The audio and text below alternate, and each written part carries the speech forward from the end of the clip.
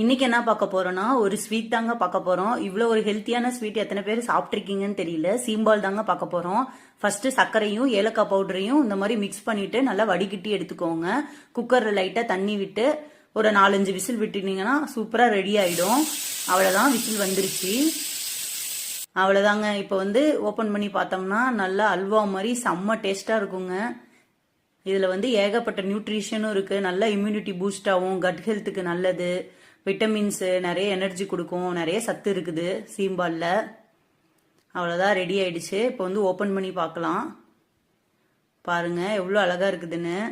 பார்க்கும்போதே செம்ம டேஸ்டா இருக்குது, சாப்பிடணும் போல. அவ்வளோதான், இனிமேல் கண்ணுக்குட்டிக்கு ஹாப்பி பர்த்டே கொண்டாடிட வேண்டிதான். இது அந்த மாதிரி பீஸ் போட்டு சாப்பிட்றலாங்க.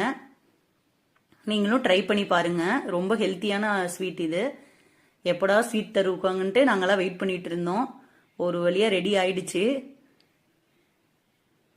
வில்லேஜ் சைட்லாம் இது நிறையவே கிடைக்கும். நீங்களும் எத்தனை பேர் இந்த ஸ்வீட் சாப்பிட்ருக்கீங்கன்னு சொல்லுங்க. ஒரு ஹெல்த்தியான ஸ்வீட்டு, நீங்களும் செஞ்சு பாருங்க. செம்மையா இருந்துச்சு.